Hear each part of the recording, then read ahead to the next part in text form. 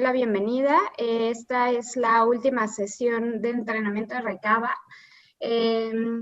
Muchas gracias a todos por conectarse y pues el día de hoy vamos a tener a tres médicos participan muy de cerca con Bayer y a los cuales les tenemos mucha confianza. La agenda del día de hoy será justamente la presentación de ellos tres. Primero irá la doctora Ana Luisa Calixto, posteriormente irá el doctor Eduardo Cruz y finalmente terminará el doctor Gabriel Hernández. Y después vendrá la sesión de preguntas y respuestas. Ya saben que vamos a seguirnos de corrido con los casos clínicos y al final haremos la ronda de preguntas y respuestas para poder finalizar la sesión lo antes posible y pues tratar de que todo se pueda resolver conforme vaya saliendo. Pueden ir haciendo sus preguntas en el chat, yo las voy anotando o al final si las quieren hacer de forma personal, está bien. Entonces, pues bueno, la doctora Ana Luisa Calixto es angióloga de cirujano vascular. Ella es egresado de Centro Médico Nacional Siglo XXI. Actualmente trabaja en el Hospital Ángeles del Pedregal y en el Hospital Ángeles Mosel. Y además ella es investigadora de INAH. Entonces, pues doctora, le doy la bienvenida. Muchas gracias por participar y pues si quiere presentar su caso. Hola, buenas tardes a todos. Muchas gracias, Fer, por la presentación y bueno, muchas gracias a todo el equipo de Bayer por esta oportunidad y por la confianza. Yo voy a poner en este momento mi caso. De 3 a 6:30. Ajá. Bueno. El sábado de 10 a 1:30. No sé si se está viendo bien la pantalla, Fer. Sí se ve bien, nada más un favor a todos los participantes, si podrán poner en mute para que la autora pueda hablar, o si Mariana me puedes ayudar poniéndole mute a los participantes. El costo de la consulta es de 900. ¿Listo? Ya nos va a apoyar Mariana a poner mute. Listo, doctora Calixto, adelante. Perfecto. Bueno, muchas gracias y bueno, voy a iniciar con la presentación del caso. Se trata de un paciente masculino de 69 años de edad, una altura de 1,78, peso de 89 kilogramos y bueno, vamos a pasar a un poquito de sus antecedentes. En general, bueno, el paciente no tenía factores cardiovasculares muy abundantes, negaba el tabaquismo. Y bueno, de las cuestiones que sí sobresalen es un sobrepeso con un índice de masa corporal de 28. Además de esto, el paciente estaba recientemente diagnosticado con angina estable y bueno, eso lo llevó a que se le realizara una angiografía diagnóstica, una coronariografía, el 16 de diciembre del 2019, donde el cardiólogo que le realizó el estudio nos da un diagnóstico de enfermedad multivascular sin lesiones significativas, por lo cual decidió no colocar stents ni hacer angioplastías y le dejó tratamiento con Coplavix. Además de esto, al interrogatorio dirigido, se encuentra que el paciente presenta una insuficiencia arterial crónica en grado Fontaine 2A de ambos miembros pélvicos. Bien, el padecimiento actual o el motivo por el cual yo tuve la oportunidad de conocer al paciente es que se encontraba hospitalizado por una insuficiencia arterial aguda de la extremidad superior izquierda. El paciente había presentado dolor en la mano izquierda y cambios de temperatura. Por ese motivo fue hospitalizado y bueno, con el antecedente de que en dicha extremidad se había realizado el acceso vascular para realizar la coronariografía. Durante su hospitalización, al paciente se le realizó un ultrasonido Doppler arterial, donde se diagnosticó una trombosis de la arteria radial parcial y además enfermedad ateromatosa difusa sin encontrar alguna estenosis significativa. Al revisar yo al paciente, se encontraba clínicamente compensado a pesar de la disminución de los pulsos la temperatura ya se estaba mejorando y el paciente presentaba movilidad conservada y sensibilidad también, por lo cual se optó únicamente por tratamiento médico. Y bueno, recalcar que se le diagnosticó en ese momento también la insuficiencia arterial crónica Fontaine 2A de ambos miembros pélvicos, ya que manifestaba una claudicación mayor a 200 metros. Y bueno, para tener el panorama general del paciente, resumimos sus diagnósticos: la angina crónica que ya estaba diagnosticado, la insuficiencia arterial crónica de sus miembros pélvicos y la trombosis parcial de la arteria radial izquierda con enfermedad reumatosa difusa. El paciente contaba ya previamente con tratamiento con Coplavix por el cardiólogo que lo había diagnosticado y tratado previamente. Y bueno, tenemos el panorama de que a pesar de que el paciente había estado con tratamiento médico óptimo, presentaba la claudicación intermitente persistente sin referir cambios en los últimos meses y bueno, el nuevo evento en la extremidad superior izquierda. Entonces tenemos que el paciente, al tener este diagnóstico de claudicación intermitente, tiene un riesgo de progresar en la isquemia a una isquemia crítica como tal, o una simple progresión de la claudicación desde el 12 hasta el 29%. Y bueno, tenemos que el pronóstico general de las extremidades es de empeorar la distancia de caminata de 10 a 20% y un riesgo de amputación anual del 4 al 27%. Y bueno, el pronóstico general tiene un riesgo de 10 a 36% de mortalidad por cualquier causa y de 9 a 25% de mortalidad por algún evento cardiovascular. Estos antecedentes son importantes de tomar en cuenta para entonces poder decidir qué terapia le vamos a dejar a nuestro paciente. Y bueno, se decidió calcular el riesgo como tal para el paciente de presentar algún evento cardiovascular, tomando en cuenta sus antecedentes, recordando que su edad, el género masculino, y bueno, no presentaba mayores comorbilidades más que la angina estable.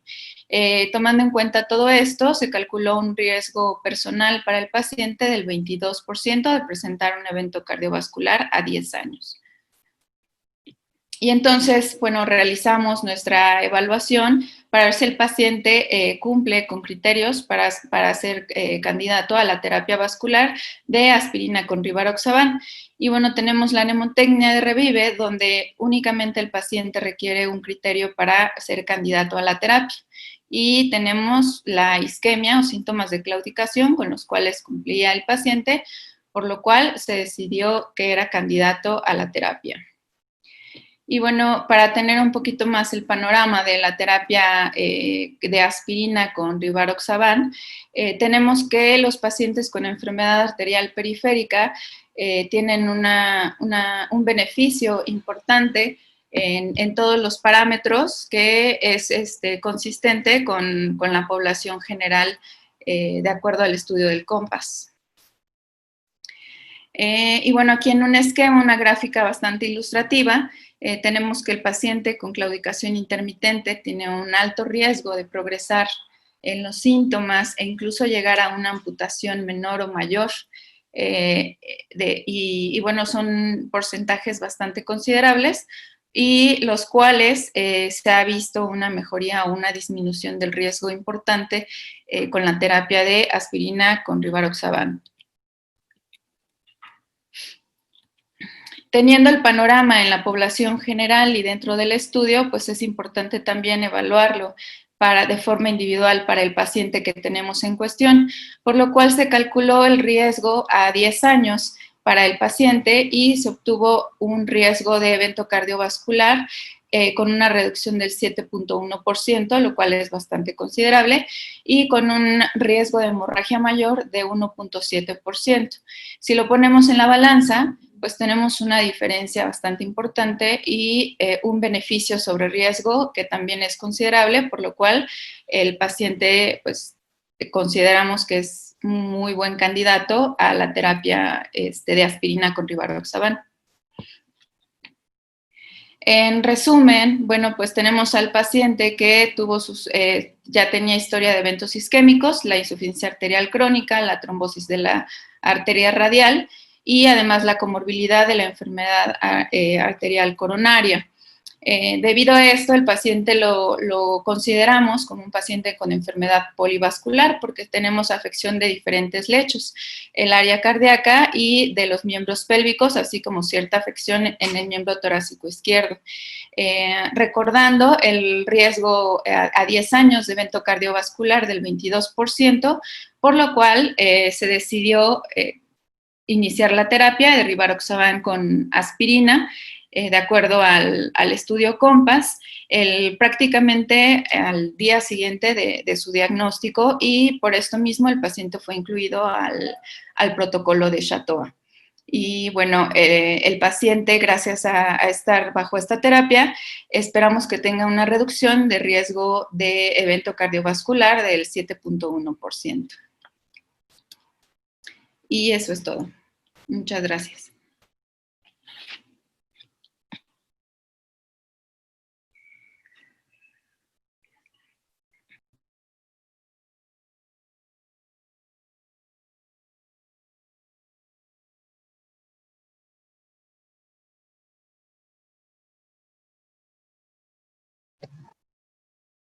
Doctora Núñez.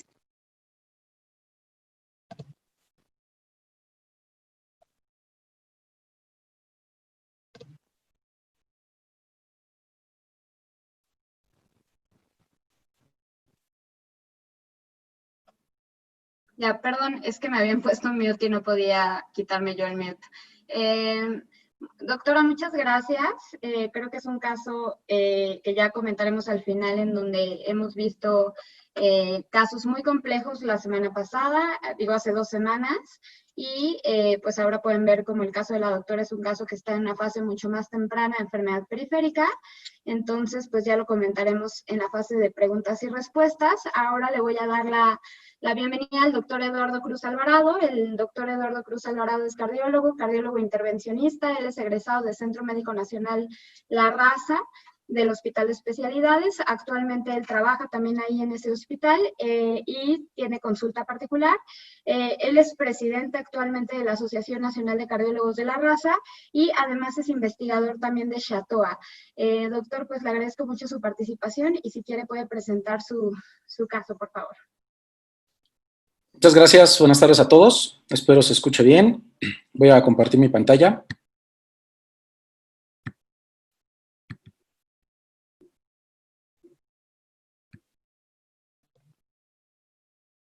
Muy bien. Este caso es de una paciente que conozco en la consulta desde 2019, femenino de 73 años, unos 62 metros de estatura, 84 kilos, con antecedente de enfermedad arterial coronaria crónica, EBC isquémico, hipertensa desde el año 2000, diagnosticada, diabética tipo 2, también diagnosticada desde hace 20 años, con dislipidemia en tratamiento y angina crónica estable desde 2014. En 2008 ella sufrió un EBC isquémico en la región temporoparietal del lado derecho. Sé que se le realizó una intervención con un implante de stent en la arteria carótida izquierda en 2008. Dentro de los laboratorios que yo le pido a la paciente, encuentro glucosa de 146, creatinina de 1.4, ácido úrico de 4.6, colesterol total de 124 miligramos, triglicéridos 138, HDL de 39 y LDL de 82, con una proteína C reactiva de alta sensibilidad elevada de 4.1, con una TA de 140-90, pues no muy bien controlada de la presión, frecuencia cardíaca de 76 latidos por minuto, respiratoria normal, temperatura y saturación de oxígeno normales. Esta paciente, diabética, hipertensa, con dislipidemia de larga evolución, la conozco con antecedente de un infarto que recibió angioplastía primaria en 2016, en la descendente anterior, aparte de su EBC isquémico en 2008 y de la enfermedad arterial periférica, caracterizada por la enfermedad carótida, la cual fue revascularizada, pues le incrementa el riesgo cardiovascular a esta paciente. Aquí tenemos la imagen de ese entonces, de 2016, cuando tuvo el infarto en la cara anteroseptal. Lamentablemente, al día siguiente, pues tuvo trombosis del stent. Aquí son las imágenes del implante del stent en la descendente anterior y el resultado de ese primer procedimiento. Y a las 24 horas vemos que hizo trombosis del stent, muy probablemente alguna falla en el implante o las características propias de la paciente donde su riesgo trombótico estaba incrementado. Vemos que no hay arteria, se realiza tromboaspiración, esos son los coágulos que se aspiran de la arteria y se hace angioplastía del mismo stent, se sobredilata y nuevamente se tiene una buena perfusión de ese vaso.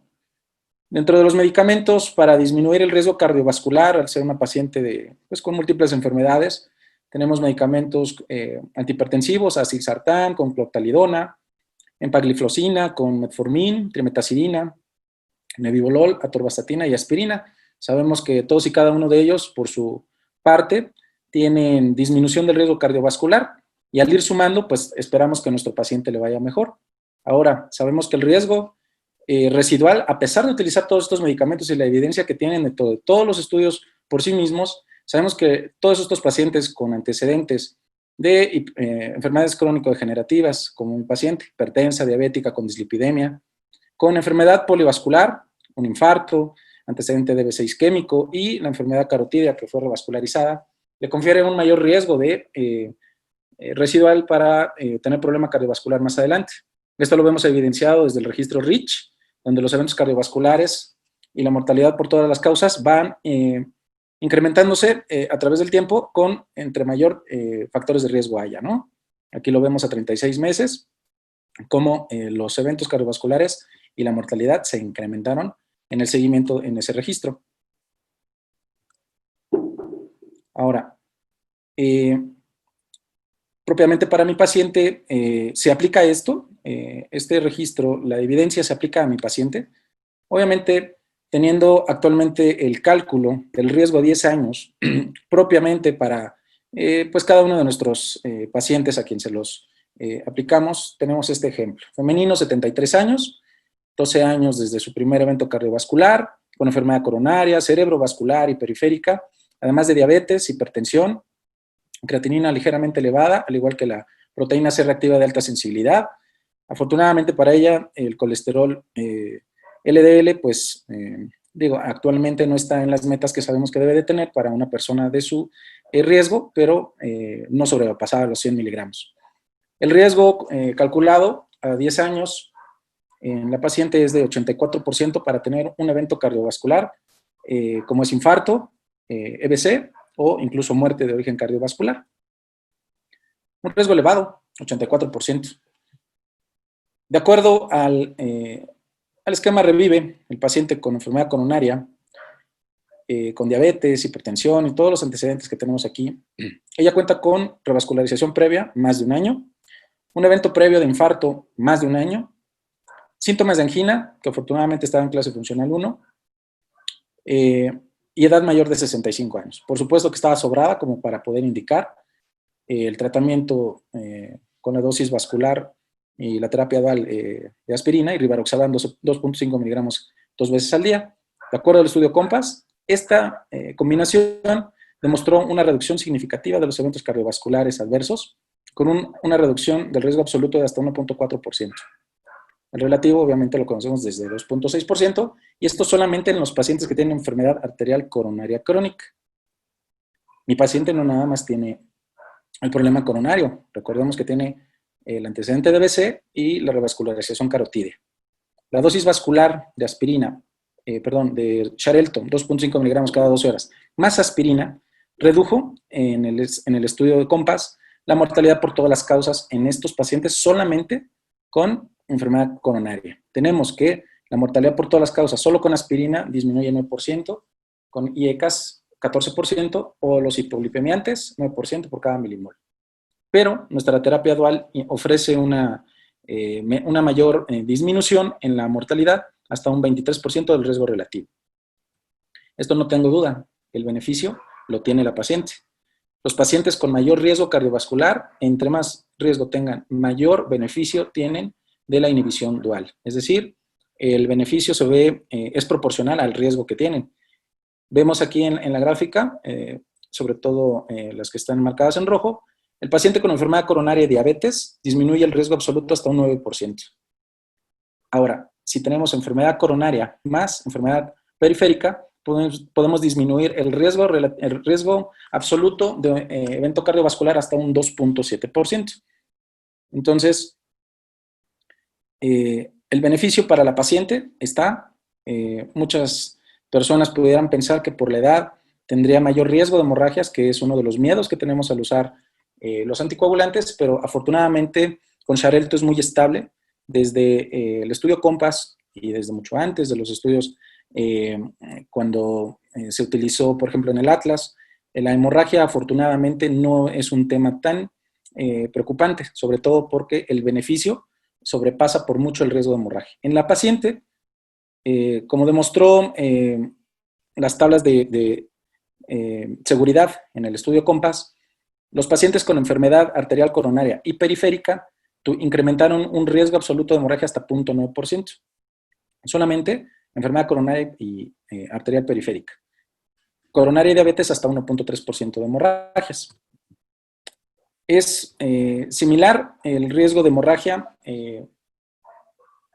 a aspirina en los tipos más graves. Afortunadamente, la hemorragia intracraneana, la hemorragia mortal y la hemorragia en órgano crítico usando aspirina y rivaroxaban es comparable solo contra aspirina. Entonces, vale la pena, aparte de la aspirina que tomaba, pues agregarle el Xarelto en 2.5 miligramos cada 12 horas.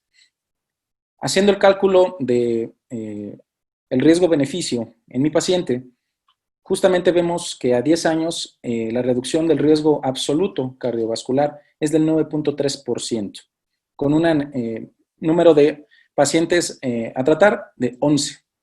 Esto quiere decir que pues vale la pena disminuir casi un 10% ese riesgo en la paciente para que pueda tener una vida lo más normal posible. Y el riesgo de hemorragia también es importante porque se incrementa hasta un 3.8%. Si bien comparado con lo que les acabo de comentar es un poco más alto de lo normal, pues cada quien podemos tener a nuestro paciente bien controlado, pues teniendo en cuenta factores propios donde pues a lo mejor es un poquito más frágil, que necesite de ayuda en hacer algunas tareas cotidianas para que no se vaya a caer, no vaya a tener riesgo mayor de hemorragia en sitios pues críticos, ¿no? Y tenerla en estrecha vigilancia, pues para evaluar en qué momento pues avisarle que a lo mejor la epistaxis o el sangrado de las encías puede ser algo proporcional y mínimo en cuanto al beneficio que la dosis vascular le ofrece.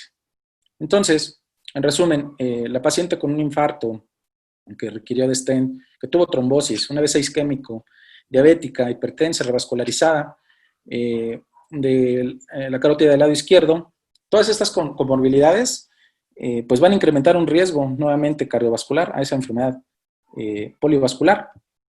¿Por qué vamos a intensificar el tratamiento de aspirina más rivaroxaban? Porque mi paciente, como bien les comenté hace un momento con las tablas, tiene un riesgo cardiovascular de 84% a 10 años. Debido a este riesgo, el uso de los dos medicamentos va a disminuir hasta un 9.3% los eventos cardiovasculares adversos mayores en mi paciente. La verdad es que si yo le puedo ofrecer algo más con respecto a los medicamentos que ya tomaba, se lo voy a ofrecer. ¿Hay riesgo de hemorragia?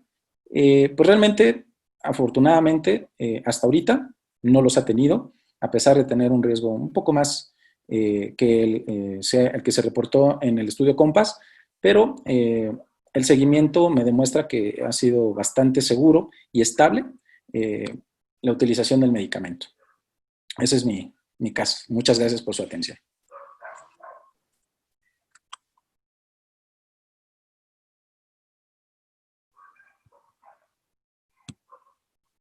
No se escucha. Perdónenme. Gracias, doctor. Quiero dejar de compartir. Perdónenme.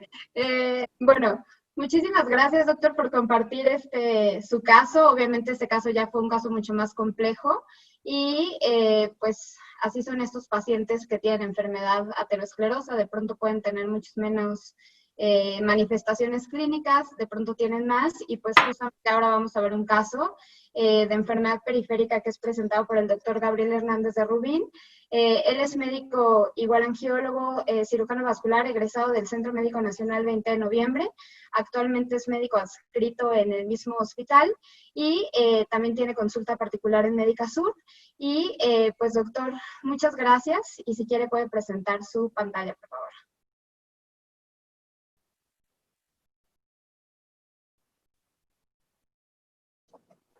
Perfecto. Bueno, buenas tardes, un placer estar con ustedes. Y bueno, voy a presentarles un casito de los que vemos habitualmente en la consulta. Bueno, este caso que les presento es un masculino de 68 años de edad, el cual pues se presenta como la mayoría de los pacientes que acuden a la consulta por problemas vasculares y de enfermedad arterial periférica con un antecedente de diabetes mellitus, de 19 años de diagnóstico, y hipertensión arterial sistémica de reciente diagnóstico, sin embargo con una hipertensión muy descontrolada, recientemente diagnosticada, pero seguramente porque antes no se le estaba dando un seguimiento adecuado. El antecedente de tabaquismo de los 60 a los 65 años de edad, y bueno, fumaba 2 cigarrillos al día, aparentemente un antecedente ahí no tan importante. También como otro antecedente de importancia en este paciente fue que hace 3 años le habían hecho la amputación de un dedito, de este caso el segundo dedo del pie derecho. Afortunadamente, en su momento, la amputación no le causó mayor problema, el paciente logró que la herida cicatrizara, tardó un poco de tiempo, pero cicatrizó de manera exitosa. Esta amputación fue secundario a que se le había hecho una herida que se había infectado, y bueno, en ese momento le dio el manejo, pues ellos dicen que es un experto en pie diabético, ¿no? Es un cirujano general que la veía. Y posterior a esto, aquí empieza, digamos, la parte trágica en este caso, y es que la paciente, un año después de que le había ido bien con la amputación de su dedito del pie derecho, tuvo nuevamente un problema ahora de la extremidad inferior izquierda. Y aquí el resultado no fue muy bueno.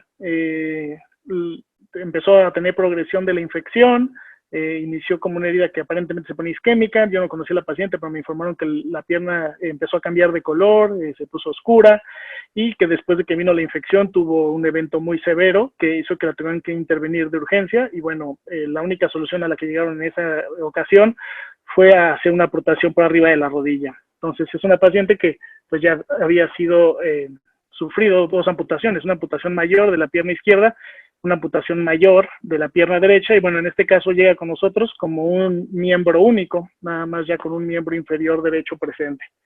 El motivo por el que viene con nosotros a la consulta fue debido a que pues en su único miembro pélvico, el cual ya solo tenía 4 deditos, pues en la punta del primer dedo empezó a tener cambios de color, se empezó a poner oscuro, necrótico, pero aparte empezó a oler mal.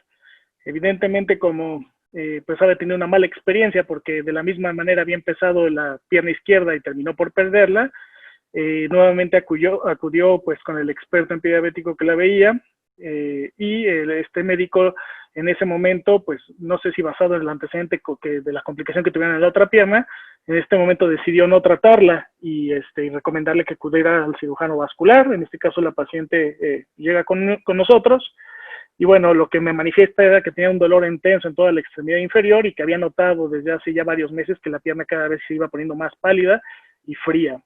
A la exploración física, pues evidentemente lo primero que llamó mi atención, aparte de ser un miembro único, era que pues tenía muy mal olor, estaba con hiperemia alrededor de la herida, en maceración, localizado el primer dedo. A la exploración física encontramos un buen pulso femoral, sin embargo ya no encontramos pulso popliteo ni distales, y tenía disminución de la temperatura, un llenado capilar retardado, y la fuerza y la movilidad hasta eso conservados. Normalmente en el consultorio hacemos una exploración asistida con el Doppler lineal o de onda continua, y en este caso lo que encontramos es que pues tenía flujos a nivel de la arteria pedia y peronea, no encontramos flujo en la tibial posterior, pero algo que es extraordinariamente común en los pacientes que vemos en nuestro país es que una valoración de tamizaje que sea así de riesgo, como es el índice tobillo-brazo, no es valorable debido a que la calcificación de las arterias a nivel del tobillo no permite que comprima y no se realice la valoración. También en el consultorio normalmente nos asistimos de un ultrasonido Doppler, que hacemos la modalidad de color. Y bueno, en ese momento lo que encontré es que la paciente tenía una oclusión a nivel de la arteria femoral superficial, una oclusión larga de 24 centímetros, con datos de recanalización a nivel de la poplitea, y por debajo de la rodilla, la arteria tibial posterior prácticamente inexistente, y el tronco tibioperoneo y las arterias tibial anterior y peronea, pues con flujos, pero obviamente con aterosclerosis severa y lesiones en tándem. Ahí pueden ver la imagen del pie. Después de todo esto, pues la paciente evidentemente estaba con un cuadro de isquemia crítica y con una amenaza de la extremidad, por lo cual la sugerencia que le hice a la paciente era que pues era necesario hacer un control de la infección con antibióticos y que bueno, evidentemente era indispensable hacer una revascularización, es toda una estrategia de salvamento de extremidad. Entonces en ese momento la paciente se hospitaliza y solicito el apoyo al cardiólogo para que nos haga las valoraciones de riesgo. En este momento, el cardiólogo lo que me menciona, de acuerdo a las valoraciones, los estudios que utilizó fue la radiografía de tórax, el electrocardiograma y un eco transtorácico, en el cual lo que encontraron es que tenían alteraciones en la movilidad de la pared posterior del corazón y junto con los datos del electrocardiograma y del eco me dice que pues, es una paciente que tiene datos de cardiopatía isquémica, cambios ya sugestivos de que había tenido ya eventos isquémicos en el corazón, y bueno, pues que era una paciente con un riesgo alto, tromboembólico, y para la intervención. Sin embargo, pues que en este momento no la contraindicaba, entendiendo que era una urgencia, pues había que operarla para revascularizar la extremidad y ayudar a controlar la infección, y entonces pues con ese riesgo nos da luz verde para hacer la intervención. Aunque soy un médico, bueno, tengo experiencia en hacer intervenciones por vía endovascular y vía abierta. En este caso, dadas las características de la lesión, que es una lesión demasiado larga, la femoral superficial, TAS-D, pero aparte, pues teniendo que ver un asunto de costos con la paciente, decidimos hacer una intervención abierta. Entonces, lo que hicimos fue una exploración de la arteria femoral y de la arteria poplitea, y durante esta exploración, al ingresar a la poplitea, tratamos de hacer una angiografía para corroborar lo que habíamos visto en el ultrasonido. Y efectivamente lo que encontramos en los vasos tibiales fue una oclusión de la arteria tibial posterior en toda su extensión, y lo que vimos es que la arteria tibial anterior estaba severamente enferma, sin embargo bajaba hasta el pie, y la arteria peronea también tenía lesiones severas, pero bajaba. No consideramos que fuera un vaso, una extremidad con una salida idónea, pero consideramos que era suficiente probablemente para sacarla adelante. Era una paciente que no tenía una buena vena safena, por eso decidimos ir con una prótesis. Y bueno, realmente no veíamos ya muchas más opciones en esta paciente, debido a que al no tener la otra pierna tampoco podíamos sacarle vena safena de la extremidad ya amputada. Entonces, bueno, decidimos irnos con esta estrategia de hacerle el bypass con la derivación femoropopliteo con una prótesis vascular de 6 milímetros de diámetro. Afortunadamente tuvimos un buen resultado quirúrgico, la intervención nos fue bien, la paciente toleró bien el evento quirúrgico, y en el posoperatorio pues con la grandísima satisfacción de que a pesar que en la angiografía se veían lesiones en tándem en la arteria tibial anterior, recuperamos pulso a nivel del pie y con buena temperatura y llenado capilar, desaparición del dolor, mejoría de la temperatura y mejoría de los flujos a nivel del pie. De hecho, esta paciente después se fue a seguimiento por la consulta, le hicimos un manejo avanzado de heridas y como pueden ver en la foto, 8 semanas después había tenido ya resolución del evento isquémico. Evidentemente también llevó tratamiento antibiótico y la verdad es que tuvimos un resultado satisfactorio en lo que se refirió a la estrategia de salvamento de la extremidad. Es algo interesante analizar a este grupo de pacientes, ¿por qué? Sobre todo por lo que sea una extremidad, la amputación de una extremidad, de lo que llamamos a eventos mayores de la extremidad. Y esto es porque, pues seguramente no es para ninguno de los que estamos aquí reunidos una novedad saber que el antecedente de haber tenido un evento mayor de la extremidad como una amputación, lo que hace es que el paciente sea un paciente de alto riesgo para tener una segunda amputación, ¿no? Conocemos estadísticas durísimas respecto a cómo el perder una extremidad te predispone a perder la segunda. Y evidentemente, pues esta paciente estaba encaminada a ir en ese destino.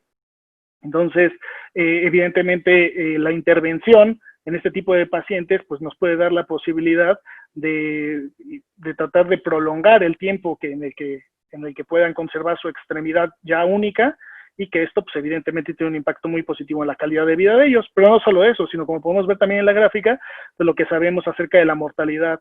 Sabemos que todos los pacientes que han tenido antecedentes de eventos mayores de la extremidad, por ejemplo, como esta paciente que ya había tenido una amputación mayor de la extremidad inferior izquierda, podemos ver cómo también estos pacientes pues aumenta mucho el riesgo de mortalidad. Entonces, ¿qué sabemos? Que son pacientes con alto riesgo de perder la extremidad que les queda, pero también con alto riesgo de tener una mortalidad. ¿Mortalidad asociada a qué?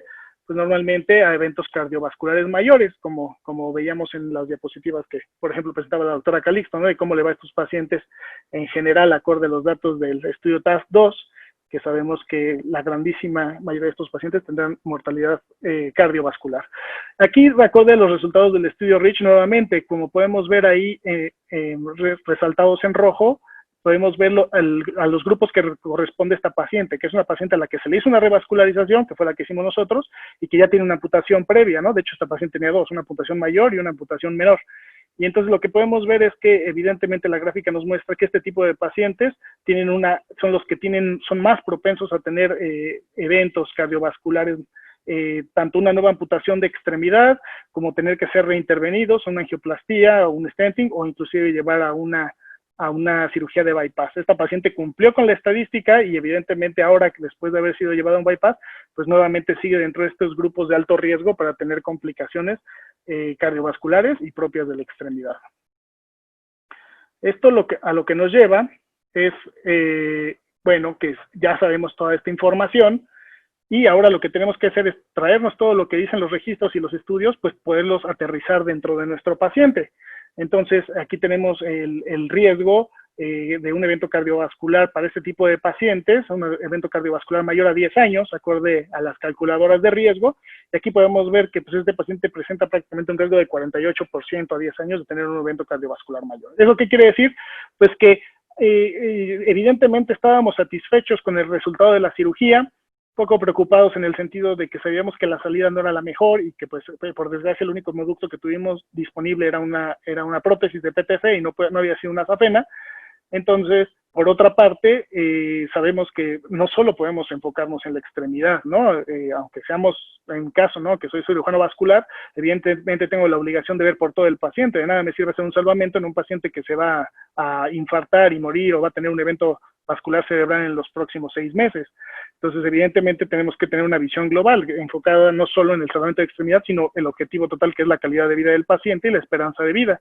Y esto es lo que nos hace, pues, tener que considerar cuál es la terapia para darle a estos pacientes, pues, para mejorar, en este caso, el evento tanto de la extremidad como de los eventos cardiovasculares mayores.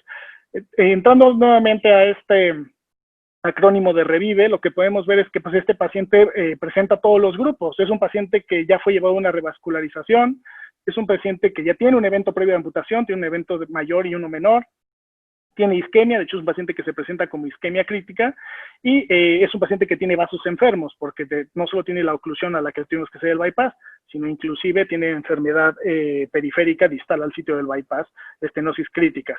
Entonces, pues normalmente basta con un solo criterio, este paciente cumple con todos los criterios para ser llevado a una terapia que tenga pues un impacto positivo en su expectativa, como les decía, de vida y de la extremidad. Evidentemente, aquí lo que podemos hacer es un análisis de los resultados del estudio COMPASS. Si situamos en la historia al paciente, no teníamos resultados de estudios más nuevos en lo que es extremidades inferiores. Entonces, lo que teníamos en COMPASS en ese momento, lo que yo identifiqué como una área de oportunidad es este paciente en el cual, en lugar de darle solo aspirina, podríamos llevarlo a una terapia dual de rivaroxaban más aspirina. Y pues evidentemente buscando sobre todo la mejoría o el impacto positivo en el riesgo de eventos cardiovasculares mayores. Pero como podemos ver en la diapositiva, no nada más tenemos el impacto de los eventos cardiovasculares mayores. COMPASS, dentro de los grupos de pacientes que estudió, pues tenemos un grupo que es considerable, que son de 4.996 pacientes que tuvieron enfermedad arterial periférica, y también tenemos resultados de cuál es el impacto de esta terapia en los pacientes con este esquema COMPASS, y lo que vemos es evidentemente un impacto positivo en eventos cardiovasculares mayores, pero también un impacto positivo en los eventos o en las complicaciones mayores de la extremidad. Sabemos inclusive que de manera significativa esta terapia redujo las amputaciones mayores en este tipo de pacientes.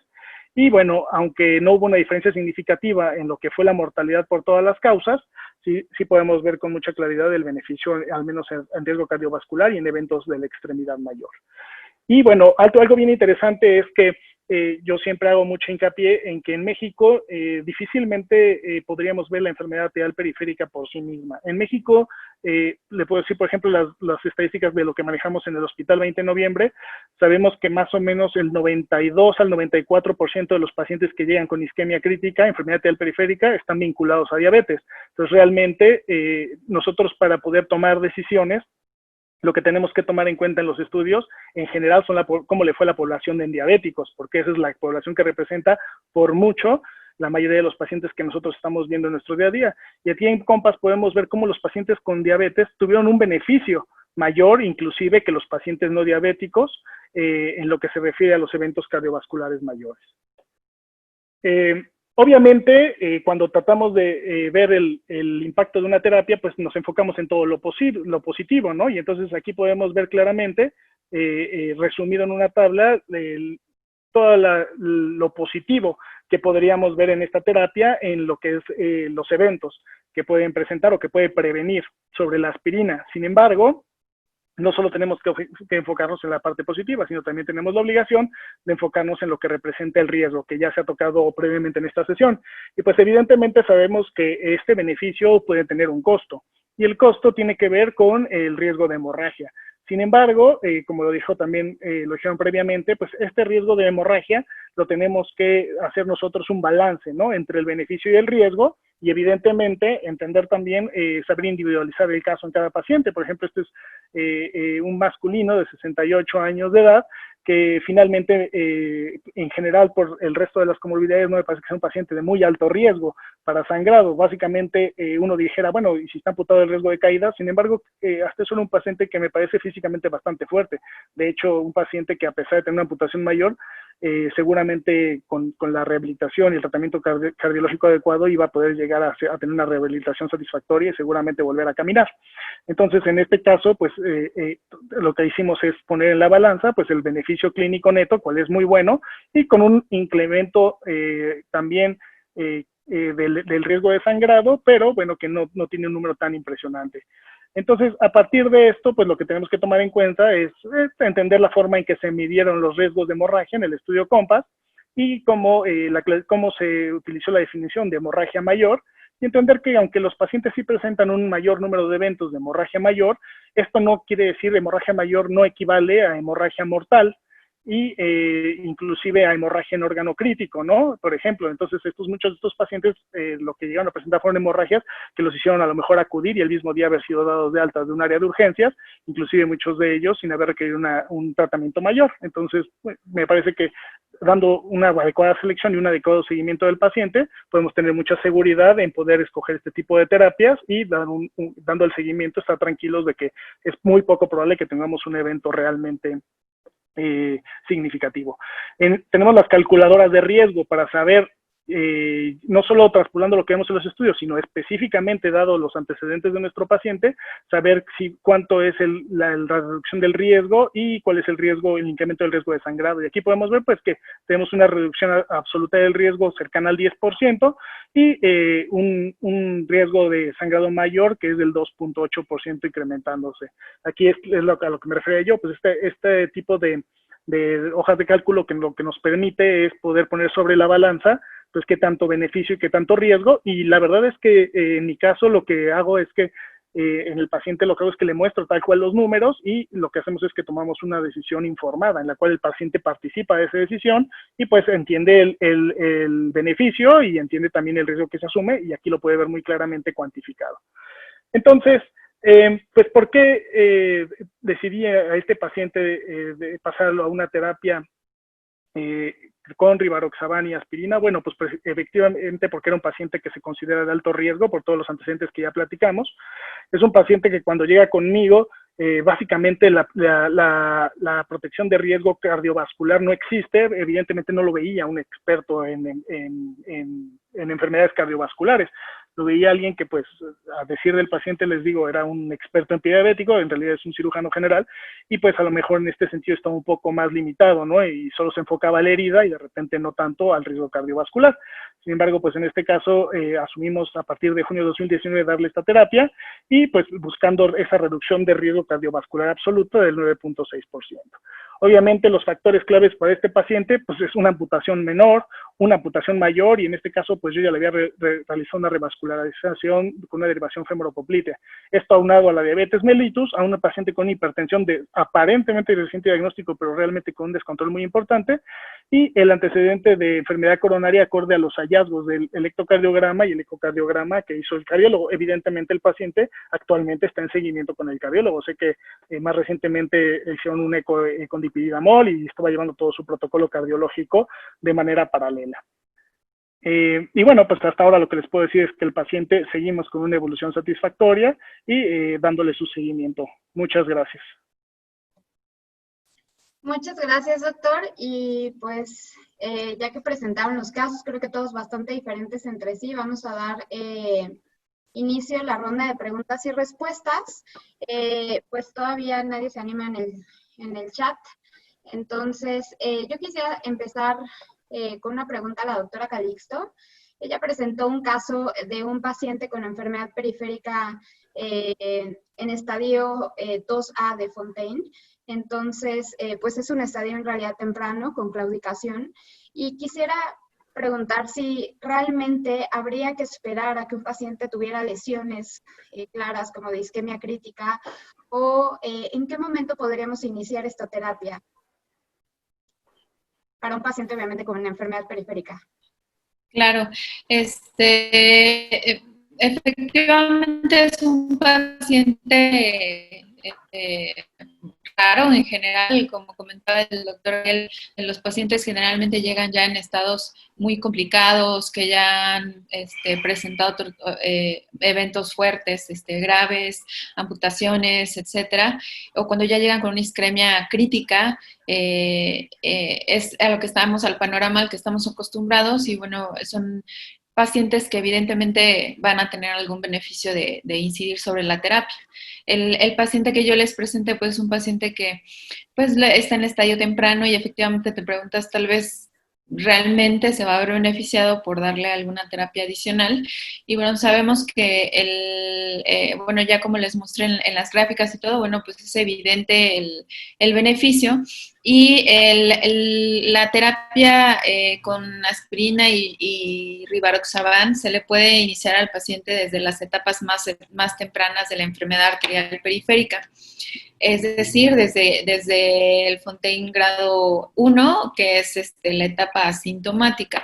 Mientras nosotros contemos con el paciente que ya identificamos que tiene factores de riesgo y tiene el diagnóstico de la enfermedad arterial periférica, es un paciente candidato a recibir la terapia y va a ser beneficiado. ¿Por qué?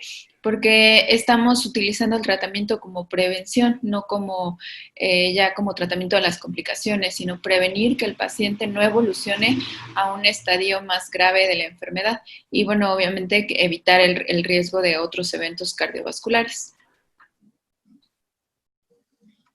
Muchas gracias, doctora. Solamente concluyendo esta idea, sí es muy importante recordarles y me gustaría aprovechar esta oportunidad para poder recordar que el REDIVE para enfermedad periférica y para enfermedad coronaria es diferente. Para enfermedad periférica es mucho más sencillo y solo se necesita un criterio de todos debido a que per se considera que la enfermedad periférica es una enfermedad de alto riesgo, que ya se los había mencionado en sesiones previas, pero pues es importante recordarle que per se ya la enfermedad periférica se considera de alto riesgo y si nosotros tuviéramos que hablar de todas la aterosclerosis en los diferentes lechos vasculares, tendremos que decir que la que tiene peor pronóstico cuando se presenta es la de la enfermedad periférica. Entonces, per se ya esta enfermedad pues requiere un manejo mucho más, obviamente, intensivo, tanto de los factores de riesgo como del tratamiento antitrombótico y pues de todas las comorbilidades. Entonces, es por esto que para los criterios de inclusión de la enfermedad periférica fue pues únicamente se requería uno de todos los criterios. Y recordarles que para enfermedad carotídea no es necesario tener sintomatología, únicamente con que tuvieran estenosis carotídea mayor de 50%, podían ser incluidos al estudio. Y para enfermedad periférica, pues hay que demostrar que hay aterosclerosis. Básicamente eso es. En cuanto se demuestra que hay aterosclerosis, obviamente si hay sintomatología, pues hay que iniciar la terapia, ¿no? Y que ahí me gustaría pasar la palabra al doctor Gabriel Hernández, en donde pues acaba de presentar un paciente que fue revascularizado y pues que a veces de pronto...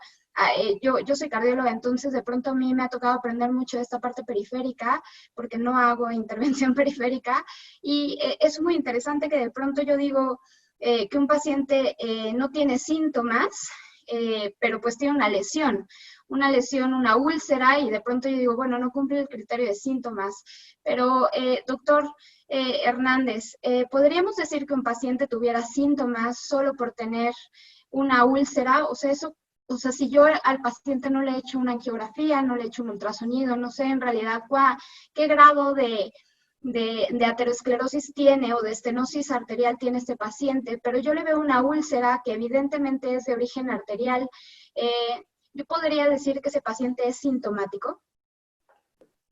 Bueno, sí, hay varias cosas importantes. En primer lugar, contestando al primero de los señalamientos que hiciste, a mí me gustaría hacer notar algo. El paciente que presenta la doctora Calixto y el paciente que presento yo son dos pacientes con la misma enfermedad, pero en diferente etapa de la enfermedad. Pero hay una situación bien interesante. La doctora lo detectó por un evento centinela, por un evento que diferente, ¿no? Que fue la trombosis de la radial. Y ese es a veces el punto importante. O sea, si no se le hubiera trombosado la arteria radial, probablemente el paciente ya no le hubiera llegado como le llegó, sino le hubiera llegado como me llegó a mí. Entonces eso es algo que habla mucho de una dualidad. Definitivamente los médicos que estamos tratando la enfermedad arterial periférica, eso nos recuerda la obligación que tenemos de acordarnos del altísimo riesgo de la relación con enfermedad coronaria en este tipo de pacientes y hacer una búsqueda intencionada. Pero en este caso también se hace la invitación a aquellos que están viendo enfermedad coronaria que hagan una búsqueda intencionada de enfermedad arterial periférica, porque pienso yo que lo mejor que le pudo haber pasado al paciente de la doctora Calixto fue que hubiera habido una complicación que haya hecho que llamaran al angiólogo, y entonces la doctora correctamente hizo detección de la enfermedad y entonces lo pudo agarrar en una etapa temprana. En la medida que tengamos el compromiso, los expertos en atención cardiovascular, los internistas, los endocrinólogos, en empezar a hacer detección de este tipo de pacientes, lo que vamos a hacer es empezarlos a encontrar en una etapa más temprana, en donde la intervención todavía, cualquier tipo de intervención farmacológica o quirúrgica, tiene mucho mejor pronóstico. Eso es algo que para mí es muy importante. La diferencia entre su paciente y mi paciente es que el paciente tuvo, entre comillas, la mala fortuna de que tuvo una complicación en el CAPE. Y a través de eso, ¡pum!, lo detectaron oportunamente. Entonces, en realidad sacó la lotería con esa complicación que fue menor. Por otro lado, respecto a lo que me preguntabas de la lesión isquémica, bueno, nosotros sí tenemos clasificado la forma en que podemos hablar de que una lesión o una úlcera arterial, en qué momento ya es manifiesta de isquemia crítica. Punto número 1, la recomendación que yo diría es, si un paciente tiene una úlcera de tipo arterial, la detección básica sería buscarle pulso. Actualmente yo conozco muchos cardiólogos que ya tienen equipos de índice tobillo-brazo. Lo que seguiría sería hacer el índice tobillo-brazo para hacer la detección. Pero meramente clínico, nosotros podríamos decir que una úlcera de tipo arterial, que normalmente es una úlcera debajo del tobillo, distal al tobillo, en un paciente con factores de riesgo, el criterio para saber que es manifiesto de isquemia crítica es que la úlcera en un periodo de 3 semanas no tenga una mejoría significativa. ¿Qué quiere decir? Que a pesar del manejo, que pueden ser nada más las curaciones, un control adecuado de la infección y vigilancia, si en un periodo de 3 semanas la úlcera no tiene una mejoría que sea sustancial, que se note realmente que está cerrando, o lo contrario, que viéramos que está incrementando su tamaño, ese es un indicativo clínico franco de que es muy probable que este paciente esté cursando con isquemia crítica. De hecho, nosotros como criterios diagnósticos de isquemia crítica, por sí mismo uno de ellos es la presencia de una úlcera durante más de 3 semanas que no cicatrice. Y aprovechando que ya me dieron la palabra, pues que no sé si me va a volver a pasar, les quiero hacer un comentario al margen. Algo que me pasó con este paciente que a mí me dejó marcado, y la doctora Núñez se acordará porque como le tengo mucha confianza, yo me tomé la libertad de mandarle un mensaje ese día, es que le comenté a la doctora que cuando yo hablaba con el cardiólogo, le dije, bueno, pues yo ya la voy a dar de alta, y me dijo, perfecto, yo le doy seguimiento a través de la consulta y le vamos a hacer su eco de piridamol y todo lo demás. Le dije, bueno, oye, me gustaría pasar al paciente a protocolo COMPAS, estamos hablando de 2019. Entonces le dije, quiero pasar al paciente a protocolo COMPAS. Y nunca se me va a olvidar que el cardiólogo, la respuesta que me dio fue, oye, ¿y estás seguro que COMPAS? O sea, ¿no crees que podría ser buena opción mejor darle apixaban clopis? Y entonces, yo la verdad es que yo respeto, es un buen cardiólogo, y lo considero un excelente cardiólogo, sigue viendo a mis pacientes. Entonces, pues, como dije, bueno, pues como son ustedes muy estudiosos, a veces más que los cirujanos, dije, capaz que yo soy tan burro que no conozco el equivalente de COMPAS, pero con apixaban y clopidogrel. Entonces le dije, mira, yo tengo confianza con el COMPAS porque conozco los resultados y creo que en este paciente puede ir bien. Pero inmediatamente, para eso no me dejará mentir, le mandé la doctora Núñez, perdón por la costumbre, yo tengo muchos años de conocerla, le mandé un mensaje, ¿no? Y le dije, oye, estoy pasmado porque existe el equivalente a COMPAS entonces, pero con apixaban y clopidogrel, y la respuesta que ella me dio me dijo, bueno, no existe como tal. Evidentemente, eso dio pie a que yo me pusiera un poco más firme con la decisión, pero tengo que reconocer que sí dudé, ¿no? O sea, me lo dijo con tanta seguridad, y pues entendí lo que viene un cardiólogo que me hizo dudar de mí mismo, ¿no? Dije, no, pues capaz que hay un estudio que yo ya no conozco, en donde viene este brazo como paralelo, ¿no? Digo, finalmente me puse firme al respecto, y el paciente está actualmente con este manejo, pero es algo que a mí me dejó marcado, ¿no? Que de repente veo como que hacen un intercambio genérico entre aspirina y clopidogrel, y aparentemente entre rivaroxaban y apixaban. Muchas gracias, Gabriel. Efectivamente, Gabriel y yo fuimos compañeros de residencia, él de cirugía y yo de medicina interna en el Hospital Juárez, por eso nos conocemos desde hace mucho tiempo.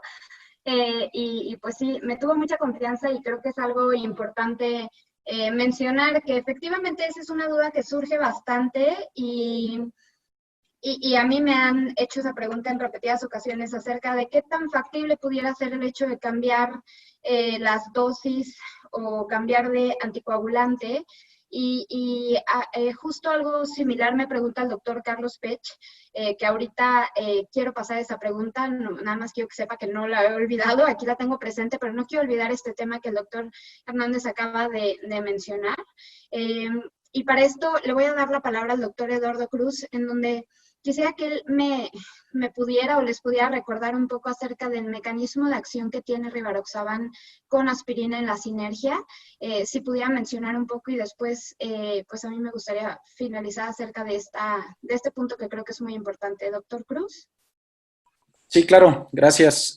Bueno, recordemos, por ejemplo, en el caso de los pacientes que han sufrido un infarto del miocardio, a estos pacientes al investigar, al tomar muestras de ese trombo, hay una cantidad enorme de fibrina y de plaquetas. Afortunadamente, Xarelto, rivaroxaban, actúa sobre los componentes esenciales de esta aterotrombosis para dar esa protección vascular, no solamente contra la formación de fibrina, al inhibir el factor 10 sobre la trombina, inhibe la formación de fibrina, sino también en la activación plaquetaria, al inhibir los receptores PAR4 y PAR1, que son muy importantes para la activación plaquetaria, y cuando se activa una plaqueta y que es muy agresiva y con fibrina, pues se forma un coágulo, ¿no? Entonces, este rivaroxaban, al disminuir, sabemos que a la larga los pacientes que ya tuvieron un evento cardiovascular, un infarto, la cantidad de trombina va incrementándose conforme pasa el tiempo, y ese bloqueo que tiene sobre la trombina es muy importante a largo plazo, ¿sí? No sé si esto genera más dudas, pero bueno, esa es la forma en que tiene una protección dual vascular y sobre la parte de la cascada de la coagulación, ¿no? Muy bien, y pues ahí me gustaría también mencionar acerca de todos los efectos pleiotrópicos que se han investigado para rivaroxaban, y que a veces justamente cabe la oportunidad de decir, bueno, pues finalmente apixaban tiene el mismo mecanismo de acción al actuar sobre el factor 10A. Entonces, ¿qué tanto apixaban podría funcionar de la misma manera que rivaroxaban? Y pues en realidad no tenemos respuesta porque no tenemos una respuesta para este paciente crónico porque apixaban no tiene ningún estudio que haya investigado esto en los pacientes crónicos, pero sí tenemos nosotros algo en lo que nos podemos basar, que es el estudio APRISE, que el estudio APRISE fue un estudio que hizo apixaban para poder evaluar este efecto vascular en los pacientes que tenían síndrome coronario agudo. APRISE es un estudio, APRISE 2, porque fue su fase 3, fue un estudio bastante similar a ATLAS. Y en este estudio, ellos tuvieron que detener el estudio por efectos negativos en aumento de la mortalidad y hemorragia, sin ningún beneficio en la eficacia. Entonces, si nosotros podemos comparar un poco los estudios, aunque yo siempre les digo que nunca podemos comparar estudios fase 3 mientras no se estén comparando los fármacos directamente, pero no podemos hacer estas comparaciones directas de estudio porque son simplemente diferentes poblaciones, diferentes criterios de inclusión, pero bueno, estos estudios son lo más parecido. Nosotros podemos ver que en ellos no tuvieron el efecto que tuvo rivaroxaban como una dosis vascular. Entonces, y rivaroxaban tiene algo muy importante. Rivaroxaban tiene 3 estudios que ya avalan su dosis vascular. ATLAS, COMPAS y Voyager Path. En los 3, tanto en las fases agudas como en las fases crónicas de la enfermedad arterial coronaria como periférica, los resultados siempre han sido positivos y siempre han sido consistentes. Entonces, esto es lo que le ha dado mucha validez a esta dosis vascular de rivaroxaban y definitivamente mientras no haya evidencia ni indicaciones aprobadas para otros anticoagulantes, no sería recomendable que ustedes cambien la dosis, ni que ningún médico cambie la dosis, porque incluso les digo, si nosotros utilizamos de ejemplo APRISE como un efecto vascular o como una protección vascular para apixaban, el estudio fue negativo e incluso podríamos estarle haciendo daño a los pacientes. Entonces, sí es muy importante siempre basarnos en evidencia científica y creo que la dosis vascular de rivaroxaban pues tiene suficiente evidencia científica para respaldar su eficacia. Entonces, sí es importante que si en este momento les surge esta pregunta en sus mesas redondas que ustedes tengan después, sí mencionen que hasta el momento no hay nada de evidencia para otros anticoagulantes. Lo mismo para dabigatran. Dabigatran también hizo su mismo estudio similar a ATLAS o similar a PRISE, REDIM, en donde no hubo tampoco eficacia y por lo tanto tampoco podíamos traspolar estos resultados para como una protección vascular para dabigatran. Me voy a ir a la pregunta del doctor Pech, en donde les menciona a los 3 ponentes, la doctora Calixto, el doctor Cruz, el doctor Hernández, si en sus pacientes, aparte de la dosis vascular con rivaroxaban y aspirina, utilizaban algún otro tratamiento antiplaquetario o antitrombótico. Y esto es parte de la pregunta anterior, en donde justamente decían que a veces se puede cambiar clopidogrel por aspirina. ¿Ustedes utilizaron algún otro tratamiento o únicamente utilizaron aspirina con rivaroxaban? Y también me gustaría preguntarle a la doctora Calixto o al doctor Hernández si utilizaron silostazol en estos pacientes. Bueno, en cuanto a la primera parte de la pregunta, el paciente efectivamente, no por mi parte, pero el paciente estaba tratado con doble antiagregante previo a que yo le iniciara el tratamiento del tratamiento de COMPAS, estaba con Coplavix. A pesar de esto, pues el paciente tenía su claudicación intermitente, sin embargo, al considerarle una claudicación no grave y ver el beneficio que podía tener con la terapia COMPAS, decidí únicamente dejar aspirina con rivaroxaban, y ya contestando parte de la pregunta tuya, doctora Fer, no consideré dejarle silostazol en ese momento, sino esperar su evolución con únicamente aspirina y rivaroxaban. Doctor Eduardo Cruz. Sí, claro. En el caso de mi paciente solamente la dejé con el esquema COMPAS, rivaroxaban 2.5 cada 12, más aspirina. Realmente no requirió de ningún otro antiagregante por cambio o por El tratamiento que ya había recibido del stent, pues ya tenía más de un año. Realmente lo dejé solo con aspirina y rivaroxaban cada 12 horas. Ningún otro anticoagulante tampoco. Muy bien, muchas gracias, doctor Gabriel Hernández. Bueno, varias cosas. Lo primero es que los pacientes posoperados de bypass, pues no existe realmente mucha claridad respecto a la superioridad o la efectividad de los diferentes esquemas de manejo posoperatorio. Entonces, una de las estrategias que se llega a utilizar es la terapia antiplaquetaria dual. Sin embargo, en lo particular no es una terapia que yo utilice de manera regular en este tipo de pacientes. Entonces, en mi caso, el paciente se fue únicamente con esquema COMPASS en ese sentido, y en lo que se refiere a silostazol, el silostazol desde mi punto de vista, bueno, primero la indicación precisa está en otra fase de la enfermedad. Yo ya tengo un paciente con isquemia crítica y la indicación precisa del silostazol sería para claudicación, por eso de entrada no la consideré candidato.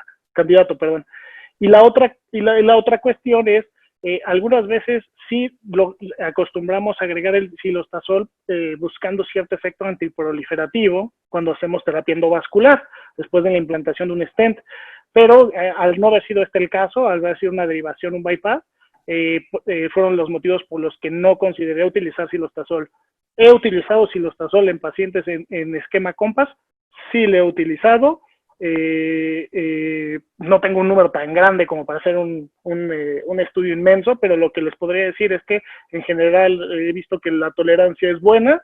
He tenido pocos eventos de sangrado menor, o sea, sí me tocó que el paciente de repente me diga, tuve un poco de epistaxis, algo así, y pero básicamente eso, no, los pacientes, digamos, escasos, pero que ya tengo, que estoy utilizando de manera paralela el esquema COMPASS y el silostazol, yo al menos no he visto nada que sea todavía de terror, ¿no? Como para decir, jamás lo volveré a usar, ¿no? De acuerdo.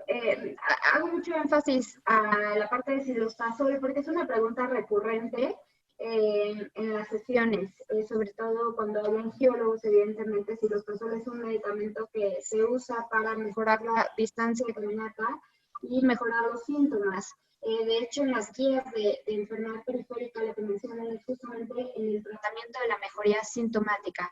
Y entonces de pronto es importante porque el paciente a veces pues va por los síntomas y no podemos desestimar eso. Para el paciente a veces es difícil entender el riesgo cardiovascular a 10 años cuando lo que tal vez quiere es caminar sin dolor. Entonces es algo importante, es una pregunta recurrente. Creo que como angiólogos o cardiólogos que hagan intervención periférica y que vean pacientes periféricos, creo que es algo que se tiene que tomar en cuenta. La posición de Bayer es que nosotros no podemos recomendar el uso concomitante de esta terapia de silostazol con rivaroxaban y aspirina. Pero evidentemente yo les tengo que comentar que en el estudio COMPASS esta pregunta se le hizo al doctor Eichelboom. El doctor Eichelboom contestó que en el estudio se incluyeron pacientes con silostazol. Es una práctica que no se hace en todo el mundo. De hecho, en Europa les llamaba la atención el hablar de silostazol, pero en México es algo común. Entonces se van a enfrentar a esa pregunta y pues hay que mencionar que en COMPASS hubo estos pacientes. En Chatoa se podía incluir, al final es un estudio de vida real. Vamos a tener respuesta un poco con esto y les informaremos, pero por el momento la respuesta de Bayer es finalmente no recomendar el uso concomitante de esta terapia y quedará ya como una recomendación de expertos si ustedes lo utilizan, ¿no? Finalmente ahorita creo que el doctor Gabriel comentó justamente que él tiene algunos pacientes así y pues bueno, en algunos ha tenido eventos menores de hemorragia, pues creo que eso ya quedará a cada quien, pero bueno, yo tengo que hacer la recomendación de que por parte de Bayer no recomendamos esta terapia conjunta. El doctor Carlos Pech nos hace la pregunta de, en pacientes añosos he utilizado clopidogrel con Xarelto, en pacientes con criterios COMPASS sin problemas, suspendiendo aspirina.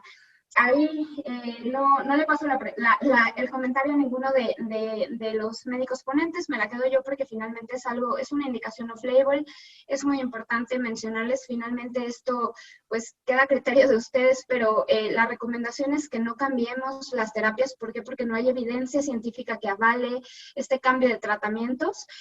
Los estudios fase 3 pues se hacen evidentemente con pacientes controlados, una población pues justamente controlada para evaluar la seguridad y la eficacia de un medicamento, y pues como se estudió COMPASS fue en combinación de rivaroxaban con aspirina y no con clopidogrel. No tenemos un estudio que avale esa eficacia y por lo tanto no sabemos cómo puede ser. Entiendo que no ha tenido ningún problema al suspender aspirina, pero en realidad no sabemos si también le estamos ocasionando un beneficio. Entonces, creo yo que es importante mencionar esto, que pues para esto son los estudios clínicos aleatorizados, y pues lo ideal sería tratarnos de apegar a estos estudios porque es lo que la evidencia nos está apoyando, y mientras no tengamos evidencia o no hagamos estudios, pues es complicado saber realmente si tenemos un beneficio, aunque nosotros no estemos viendo que esté ocasionando un daño, pero es importante saber que no sabemos si tal vez está teniendo el mismo beneficio. Entonces, pues de mi parte, yo los invito a mantenerse en las indicaciones aprobadas. De todas formas, en su paquete de diapositivas va las indicaciones aprobadas de Xarelto, cómo son las combinaciones, y también el número de farmacovigilancia para reportar cualquier uso off-label o cualquier evento adverso que ustedes llegaran a observar en alguno de los pacientes. Es muy importante hacer esto porque al final... Discúlpenme. Discúlpenme. Es muy importante esto porque, esto hace que un medicamento sea mejor. Perdón. El hecho de reportar los eventos adversos nos hace que los medicamentos sean mejores porque evidentemente tratamos de reforzar la seguridad. Entonces los invito mucho a que hagan mucho énfasis en sus sesiones, en reportar los eventos adversos, por favor. Y disculpen por mi perrito, son las cosas del home office. Perdón. Perdón. Bueno, voy a continuar ya para terminar esta sesión. Quisiera preguntarle al doctor Cruz, pues ya solamente para tratar los puntos finales que me gustaría que ustedes se lleven. Doctor Cruz, ¿usted pudiera concluir cuáles son los pacientes que reciben mayor beneficio, el grupo de pacientes que mayor se podría beneficiar de la terapia vascular, de la dosis vascular de rivaroxaban con aspirina en enfermedad coronaria? Por supuesto, es una pregunta importante porque precisamente después de que salió el estudio COMPASS, hubo en 2019, en julio de 2019, de estos pacientes se les aplicaron unos criterios enriquecidos que salieron del registro REACH para saber qué riesgo de aterotrombosis tenían los pacientes del COMPASS, para poder saber cuáles eran los subgrupos que tenían mayor riesgo. También aplicaron un análisis de regresión y clasificación para estos subgrupos de mayor riesgo. De ahí que sabemos que los pacientes de más bajo riesgo se llegan a prevenir 10 eventos por cada 1000 pacientes tratados a 30 meses. Y algo muy importante, pacientes que tienen solo un criterio de alto riesgo se previenen hasta 33 eventos por cada 1000 pacientes tratados a 30 meses. Es lo que yo les comentaba. Entre mayor riesgo tengan los pacientes, mayor beneficio vamos a observar. Ahora, no sé si me permitan compartir mi pantalla porque les quiero enseñar precisamente esto que les estoy comentando para que sea más ilustrativo. En esta diapositiva tenemos el paciente que tiene 2 o más lechos vasculares afectados, coronario, periférico o antecedente de EBC, más daño renal o con una función renal disminuida. Hasta abajo vemos en azul los subgrupos de pacientes que se les aplicaron estos criterios, que participaron en el COMPASS, que tenían mayor beneficio al disminuir el riesgo cardiovascular. Los pacientes que tenían 2 o más lechos afectados, vasculares afectados, sin falla renal, pero sí con falla cardíaca, era el segundo subgrupo con una mejoría en la disminución del riesgo cardiovascular. Ahora, en pacientes que no tenían 2 o más lechos, que fuera solamente uno, con falla cardíaca, era el siguiente subgrupo que mayor beneficio demostraba. Sin falla cardíaca, pero solamente diabéticos con un lecho vascular, que es muy común verlos así, son el quinto subgrupo que mayor beneficio podía mostrar.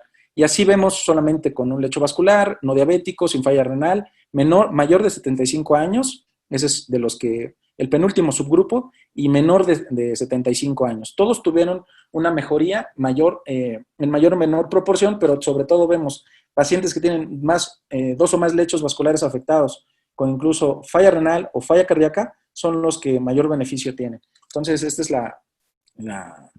el aprendizaje que me gustaría dejar para que sepan con mayor precisión o de forma más práctica a quién se le puede dar la terapia. Muchísimas gracias. Creo que ese estudio en donde hicieron el estudio de regresión de CART y de Rich fue muy interesante y justamente pues nos dice qué paciente es el que más se beneficia y el doctor creo que hizo una excelente ahorita revisión de los pacientes que más se benefician con enfermedad coronaria y son los que están claramente identificados en las guías de síndromes coronarios crónicos, que ahí tendré que mencionarles como extra que en el paciente de alto riesgo isquémico no se incluyó todavía el paciente con insuficiencia cardíaca porque pues todavía no salía pues el subanálisis que se hizo de COMPASS y también es importante mencionar el paciente que tiene antecedente de BC. El paciente que tiene antecedente de BC de pronto puede llamarnos mucho la atención y podríamos pensar que podría tener mayor riesgo de hemorragia, pero en realidad en COMPASS fue un paciente que se benefició de forma muy importante y que de hecho ha habido muchos subanálisis, incluso para los pacientes famosos que le llaman ESUS, que es el paciente que antes le llamábamos criptogénico, que ahora más bien es el paciente que no tiene una causa determinada de EBC, y pues es interesante cómo esta dosis vascular disminuyó esta tasa de eventos. Entonces, este paciente con este antecedente, a diferencia de Atlas, es un paciente que se beneficia de forma importante con esta terapia. Muchas gracias, doctor. Y pues le hacen una pregunta también para usted acerca de, ok, yo tengo un paciente que tengo en tratamiento con terapia vascular, con rivaroxaban y aspirina, y de pronto hace fibrilación auricular. Esto es bastante común de pronto en los pacientes porque tienen antecedentes como hipertensión, envejecen y de pronto hace fibrilación auricular. ¿Qué es lo que tenemos que hacer, doctor? Bueno, realmente no me ha pasado en la práctica diaria, no he tenido pacientes con el esquema COMPASS, con la dosis vascular de prevención secundaria y que de pronto tengan eventos de fibrilación auricular. He tenido pacientes con fibrilación auricular que hacen un evento isquémico agudo y que pues obviamente tienen su riesgo aparte, ¿no? Para evaluar qué riesgo-beneficio hay entre evaluar isquemia contra hemorragia. En esos pacientes que sí me han tocado, pues obviamente evaluar el riesgo de hemorragia no es sencillo. Y sobre todo si es un paciente que tuvo un infarto agudo y se le puso un stent medicado, pues sabemos que la doble terapia antiplaquetaria debe de durar cierto tiempo, depende del tipo de stent. Obviamente, la ventaja que tengo al ser intervencionista, trato de ver qué paciente es y utilizar un stent donde tengan que disminuir el tiempo de doble terapia antiplaquetaria y continuar la dosis de rivaroxaban de 20 miligramos, que es la dosis que está indicada en pacientes con FA no valvular, ya que esto sí lo he visto, ¿no? Sí lo he vivido y sí lo he dejado.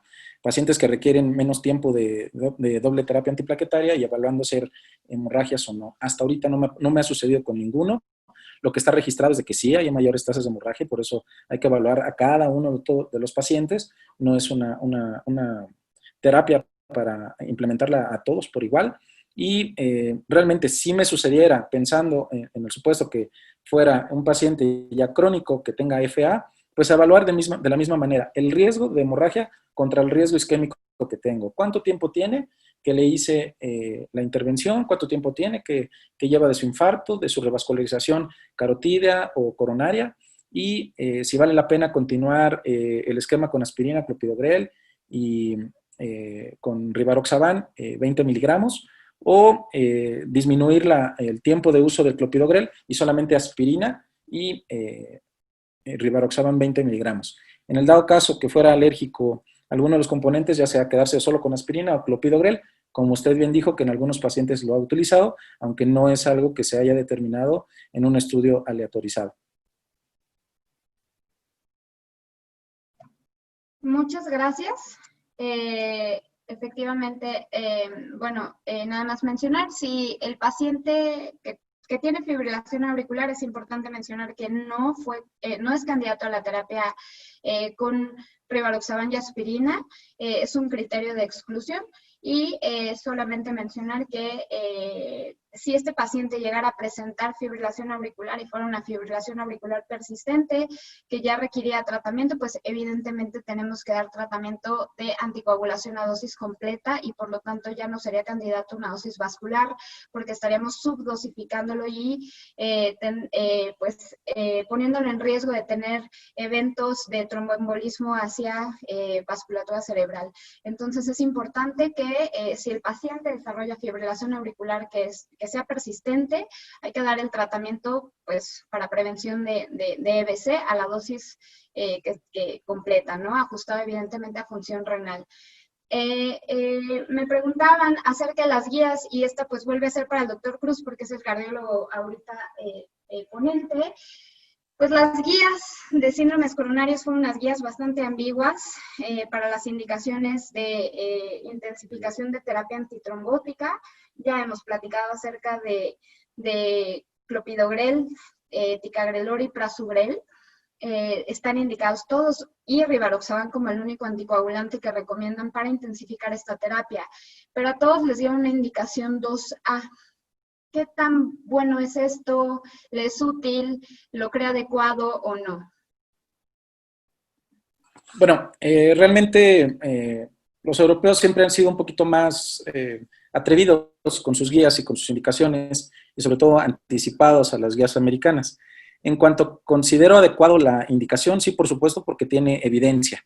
A lo mejor el peso de la evidencia es lo que hace falta que lo lleven a una indicación clase 1, pero la pregunta es, yo creo que la pregunta es un poquito más personal, si considero adecuada la indicación, sí la considero, e incluso en mis pacientes que manejo, estoy totalmente convencido de continuarlo y de iniciarlo en quienes no lo tienen, ¿verdad? El tiempo dirá si esto se convierte en una indicación 1 para todos estos pacientes. Muchas gracias. Efectivamente, ¿no?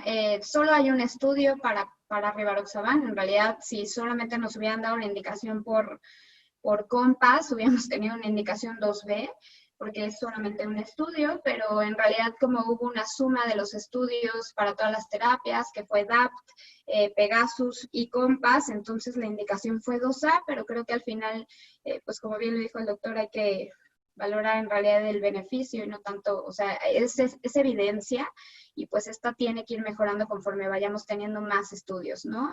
Pero pues esto hay que individualizarlo en cada paciente. Doctora Calixto, ¿y para la enfermedad periférica esta dosis la podemos encontrar en alguna guía? Sí, Fer, claro, esta dosis vascular para la enfermedad arterial periférica se encuentra ya como indicación en las guías europeas de medicina vascular. Muchas gracias. Efectivamente, las tenemos ahí. Entonces, pues realmente tenemos esta indicación y también hubo unas guías de la Sociedad Europea de Cardiología que hablan de prediabetes y diabetes y el paciente cardiovascular. Ahí también mencionan la dosis vascular tanto para enfermedad coronaria como para enfermedad periférica. Entonces, pues está avalado en guías. La evidencia, evidentemente es una evidencia nivel 2A para enfermedad periférica 2B porque solamente es un estudio, pero al final es evidencia y esto tiene que ir mejorando conforme vayan saliendo más estudios o metaanálisis. Quisiera nada más ya para finalizar, no sé si alguien más tuviera alguna otra pregunta. ¿No? Bueno, Pues ya estamos en la recta final prácticamente de esta sesión. No me quiero alargar mucho más porque entiendo lo que es un webinar y de pronto ya estamos mucho tiempo aquí. Y pues bueno, solamente me gustaría poner como claros algunos puntos. Es importante recordar que la dosis vascular de rivaroxaban con aspirina es una dosis que, pues como les he mencionado, tiene estudios tanto para la fase aguda como para la fase crónica, tanto para enfermedad coronaria como para enfermedad periférica. En México todavía no tenemos aprobación para la fase aguda de la enfermedad periférica que está avalada en el estudio Voyager. En cuanto la tengamos, evidentemente les daremos noticias, por lo cual no podemos recomendar el uso en esta indicación, pero ya tenemos evidencia que respalda al final de cuentas esta dosis vascular. La dosis vascular tiene un mecanismo que es en sinergia con la aspirina, tanto en la inhibición de la trombina, al inhibir el factor 10A, y también obviamente al actuar sobre los receptores PAR1 y 4, también disminuyendo la activación plaquetaria y directamente sobre la aspirina, al inhibir la formación de tromboxano, disminuyendo la agregación plaquetaria. Pero además los receptores PAR pues tienen actividad antiinflamatoria, o sea, al inhibirlos vamos a disminuir esta respuesta inflamatoria y estos efectos pleiotrópicos evidentemente también tienen efecto en la vasculatura arterial y en la aterosclerosis. Entonces, todos estos son los mecanismos de acción y la forma en cómo actúa la dosis vascular. Ningún otro anticoagulante tiene algún estudio que tenga eficacia para soportar el uso de alguna dosis para protección vascular.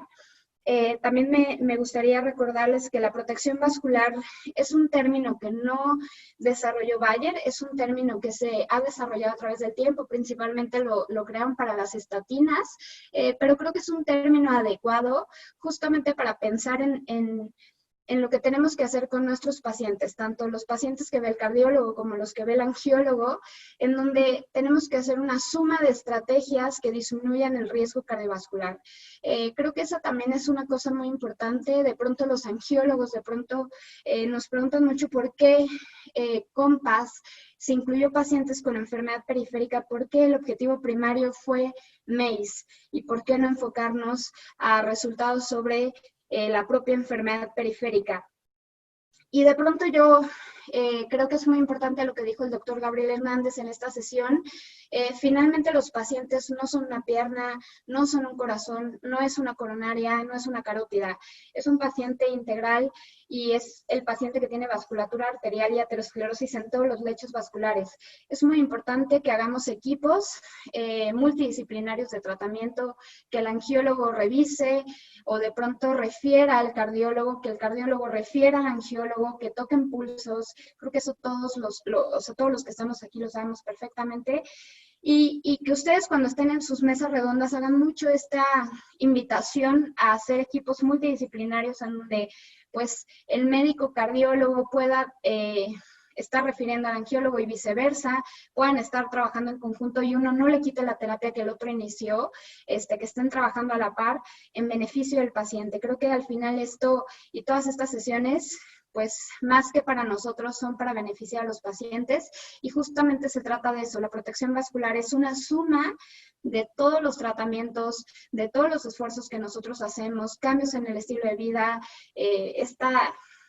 recomendaciones que hacemos al paciente, a la familia del paciente, que de pronto nos pueden llevar media hora en una consulta, pero que son muy importantes para poder hacer notar al paciente que es muy importante su pierna, sus coronarias, su cerebro y en realidad su vida, porque eso significa mucho para ellos y para la familia del paciente. Entonces yo los invito mucho a eso, a que ustedes luchen por la protección vascular y por pues una vida íntegra y feliz para sus pacientes y la familia de sus pacientes, y pues nosotros apoyarlos con esta dosis vascular. Voy a dar la palabra a Wendy.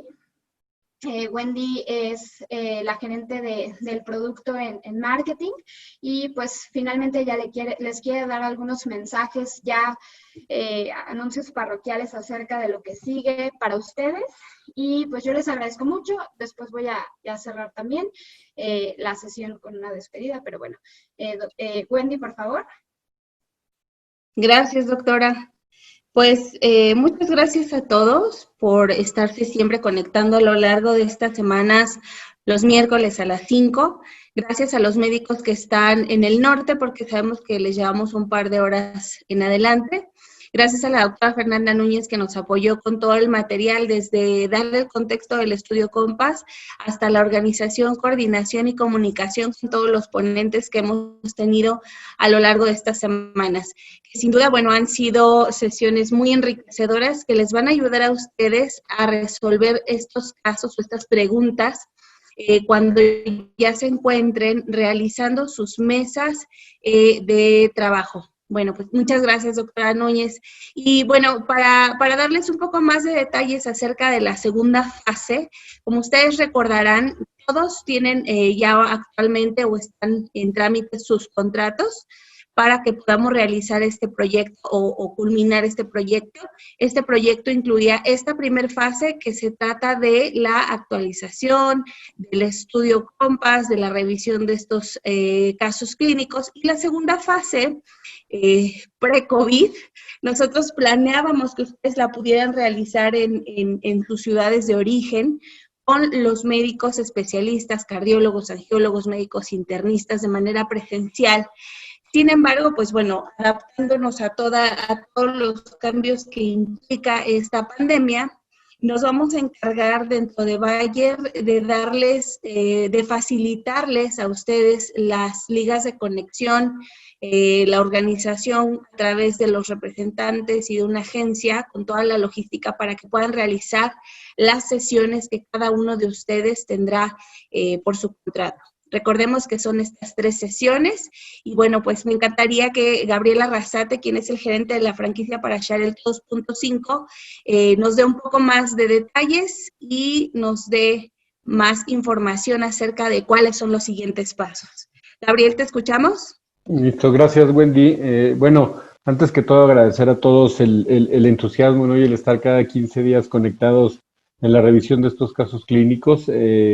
La verdad, nos ha entusiasmado muchísimo, ¿no? El haber cubierto el objetivo, y justamente eso hace que podamos pensar y proponerles que pueden ir adelantando sus reuniones y sus sesiones, coordinándonos con la fuerza de ventas.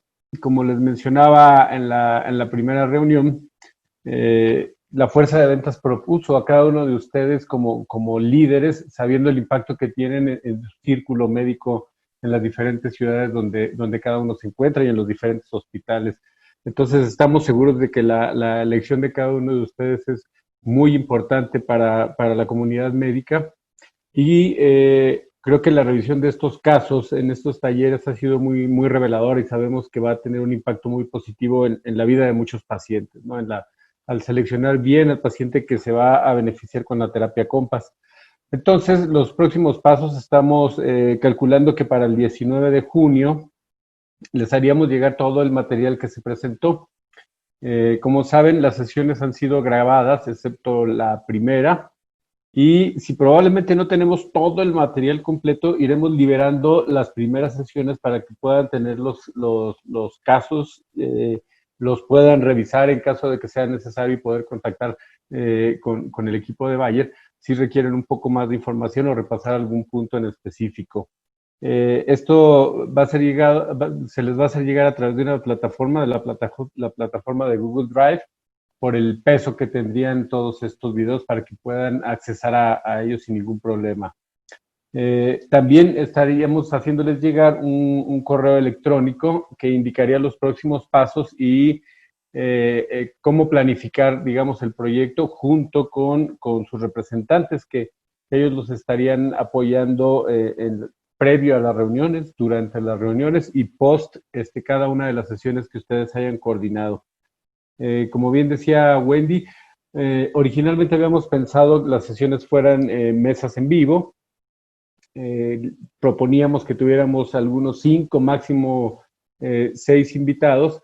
Al ser electrónicas, parece que podríamos estar trabajando hasta con 10 o 15. Esa decisión ya sería de cada uno de ustedes en la forma de coordinar a un grupo en la presentación de casos y hacerlos partícipes, ¿no? Y que puedan externar también sus opiniones. Entonces les haríamos llegar la plataforma, la liga donde se conectarían ustedes y sus colegas, así como también la cortesía de códigos Uber Eats, como los que se han hecho llegar para sus invitados y para ustedes. Eso sería a través de cada uno de sus representantes que puedan coordinarse para tener éxito en cada sesión. Y el mix de invitados, que también era una de las preguntas que surgían, y conforme fuimos progresando con los casos y las diferentes intervenciones, pues la recomendación es que sea un grupo mixto, ¿no? Cardiólogos, angiólogos, y a decisión de ustedes seleccionar algunos internistas.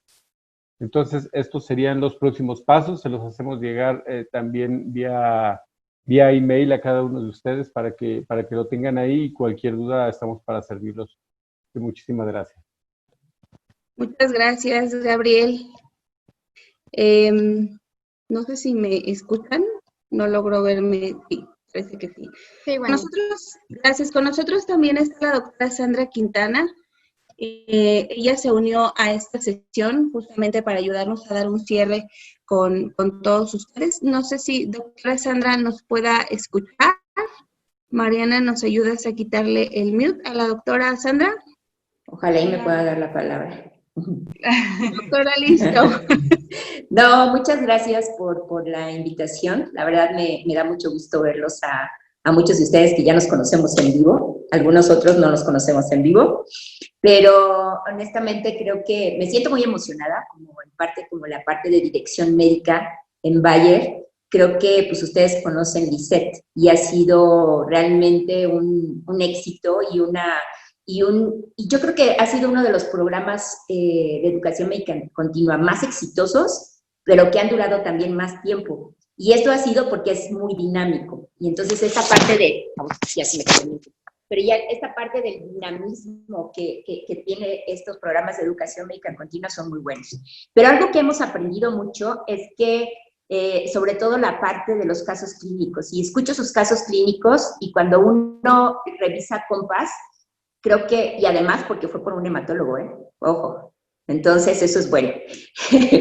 No, pero yo creo que una de las cosas importantes no solamente es COMPAS, es una enfermedad sistémica, que es la aterosclerosis, y que nos provoca un gran daño pues sistémico, que finalmente somos muchos los que podemos estar involucrados, pero que además también podemos tener la patología. Entonces a mí me emociona mucho esta parte de RECAVA. Además me gustó el nombre de Red de Líderes contra la Prevención Vascular, creo que es muy bueno, y creo que hace clic, y los escuchaba porque creo que además de hacer conciencia, además de ser una enfermedad con este enfoque multidisciplinario, además de estar aprendiendo cada día con esta parte de COMPAS y todos los efectos pleiotrópicos que estuvo hablando la doctora Vanessa, porque ahora se lo voy a decir Vanessa.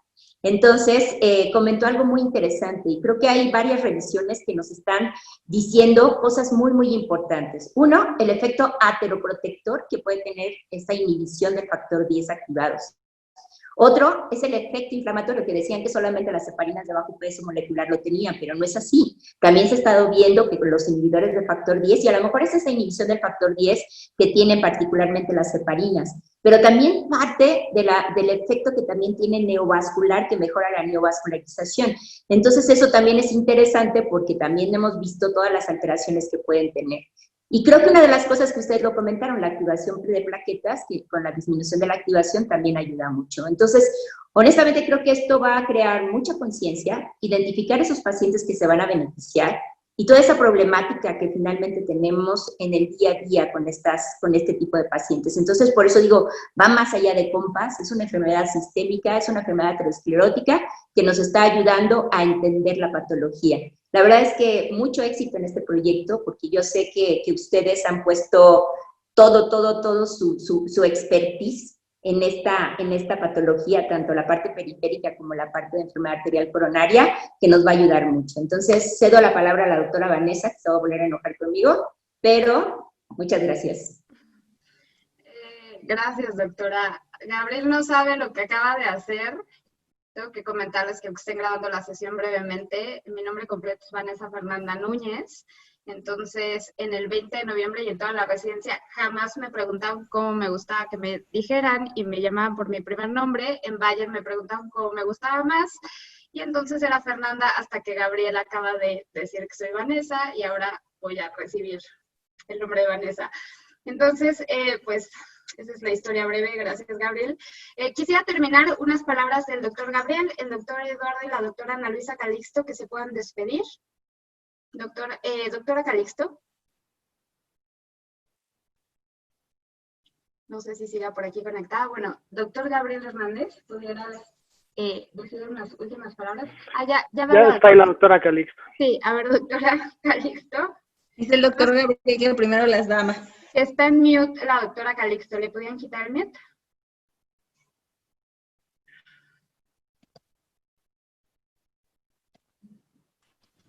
Sí, no, sigue en mute.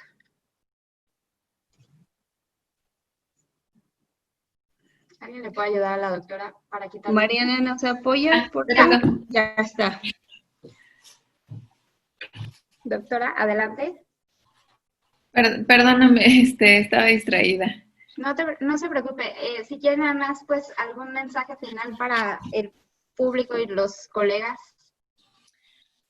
Bueno, yo creo que estas iniciativas que están llevando a cabo ustedes como empresa y en equipo con nosotros los médicos son sumamente importantes, porque finalmente el impacto que uno puede tener con los colegas es muchísimo mayor y el campo que abarcamos y ojalá y esto haga que la terapia pues ya sea más aceptada. O sea, ya tenemos los estudios, tenemos la evidencia, los resultados, ahora es la aceptación que necesitamos que exista entre los colegas. Entonces, creo que se está yendo por muy buen camino con esto que se está haciendo actualmente. Y pues muchas gracias por incluirme y por la confianza para esto. Muchas gracias, doctora. Doctor Eduardo Cruz, si quiere hacer un último comentario. Sí, doctora, muchas gracias. Pues, nuevamente, agradecer la atención que compartimos. Tengo el gusto y la experiencia de haber participado desde los LICET, que tuvieron bastante éxito. Entonces, yo creo que teniendo un buen cuerpo de evidencia para el uso del medicamento, pues no hay problema. Realmente el tratar de convencer, pues no es evangelizar a los que no quieran, ¿verdad? Pero pues ahí está la evidencia, ahora sí que el que quiera creer, ahí está. Y esta no es cuestión de creencia, los datos los tenemos. Y a lo mejor puedes tener otras opiniones y eso está bien, pero la evidencia yo creo que pesa más. Y el tener ese respaldo por parte de Bayer nos hace a nosotros médicos la tarea más fácil, ¿no? Muchísimas gracias. Gracias, doctor. Doctora Gabriel Hernández. Bueno, antes que nada una disculpa a la doctora Fernanda Núñez. Bueno, ya, estamos en confianza. No, nada, bueno, evidentemente agradecerles la oportunidad de compartir y bueno, para mí el comentario iría en relación a que siempre es bueno poder trabajar diferentes especialidades. Es algo que me gusta mucho, que nos den la oportunidad de trabajar en equipo, porque en realidad en la práctica diaria así es. No hay mejor manera de que le vaya bien a nuestro paciente que poder trabajar de manera coordinada y con diferentes especialistas. Y bueno, recordarles que desde mi punto de vista como cirujano vascular y hablando de la enfermedad arterial periférica, pues seguimos en un punto todavía en nuestro país en donde estamos tratando la enfermedad en una etapa muy avanzada. Estamos atendiendo a los pacientes, los angiólogos básicamente pacientes en isquemia crítica. Siempre les pongo el ejemplo de que si fuéramos oncólogos estaríamos atendiendo puras etapas clínicas 4. Entonces estamos atendiendo todavía al paciente con más caro de atender y con peor pronóstico, y todo eso está en manos de los médicos. Tenemos que comprometernos con la aterosclerosis, con conocerla, con diagnosticarla oportunamente y tratarla oportunamente por el bien de nuestros pacientes. Así que invito a todos los cardiólogos a hacer una detección oportuna de la enfermedad arterial periférica en sus pacientes y referirla con el especialista. Y lo mismo, ¿no? A los cirujanos vasculares, la verdad es que yo Lo que les puedo decir es que todos los pacientes con isquemia crítica, todos, absolutamente todos, tienen que ir con el cardiólogo. Y bueno, pues seguramente en la medida que salgan nuevas terapias y nuevas opciones de tratamiento, lo único que va a pasar es que vamos cada vez a juntarnos más y poder trabajar mejor en equipo. Muchas gracias por la oportunidad. Gracias, Gabriel. Excelente mensaje. Creo que de esto se tratan estas sesiones y pues el título lo dice, hay que ser líderes para la prevención de la enfermedad cardiovascular. Creo que es muy, muy importante eso.